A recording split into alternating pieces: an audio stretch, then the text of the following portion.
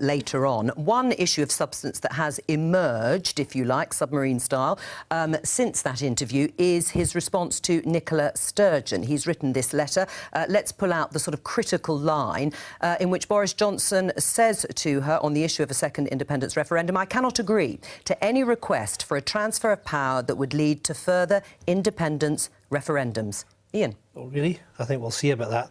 At the end of the day, the Scottish Government has a mandate for a referendum on independence. We won that mandate, the elections to the Scottish Parliament in 2016. We just fought an election to Westminster where Boris Johnson got a bloody nose. He lost more than half his MPs.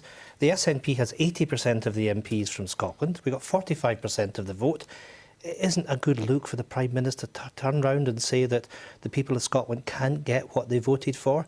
All he's going to do is push people into the arms of the SNP and into the cause of Scottish independence. And my message to the people of Scotland is we've got to make sure that we're making it clear that we're not going to take this, that this is about democracy.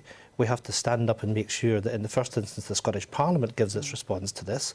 There is a majority for independence in the Scottish Parliament. Boris Johnson might say what he said today in this letter. It isn't going to hold for him. I'd make this prediction that Scotland will be having a referendum on independence, and indeed I expect Scotland to become an independent country in the European Union. We might be taking the European flag down temporarily at the end of January. It'll be going back up again in Edinburgh pretty soon. What are you going to do about it?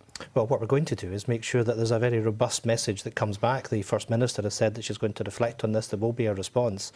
There are demonstrations which are happening up and down Scotland. There was one in Glasgow last weekend, 80,000 people that were on that march. There's one in Inverness next weekend. And you think that will pressurise the Prime Minister by people taking to the streets? My message to the people of Scotland is that we have got to make it absolutely crystal clear that democracy has to take place. The people of Scotland have voted for the SNP. They have reinforced our right to choose.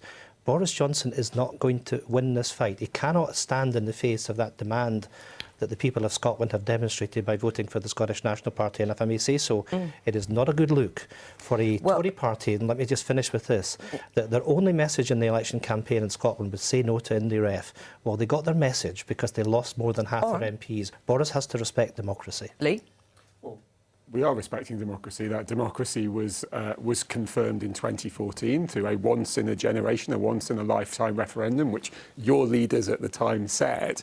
And ultimately, only 45% of people in the most recent general election voted for independence. I mean, I accept I am not a Scottish MP. I'm somebody who has a constituency several hundred miles away from the border of Scotland. So, you know, I get that this is a conversation between largely a group of people a few hundred miles north of me. But ultimately, we are a union. I'm part of that union. So are my constituents. So is everybody on this table at the moment. And I think this kind of foot stamping that you're doing, Ian, at the moment is not a great look for you either. Nobody disputes the right of the Conservatives to govern in the UK with 43% of the vote. We won the election in Scotland on the promise that we would have that referendum. You know, let me deal with this issue of once in a lifetime, once in a generation, because the Smith Commission, which was a cross-party commission that met and deliberated after the referendum in 2014, made it clear that a future referendum on Scottish independence was up to the people of Scotland. This is just bogus. And of course, the simple fact of the matter is the UK is leaving the European Union. That's a decision that's been taken. But the people of Scotland were told in our referendum in 2014 if we stayed in the UK, we'd be staying in Europe. Circumstances have changed. It is not right, where you've been defeated in every election as you have in Scotland from 1955, to try and dictate to the people of Scotland what will happen. All right. It won't hold. Well, look, we're going to be discussing this, no doubt, in the coming days, because as you say, Nicola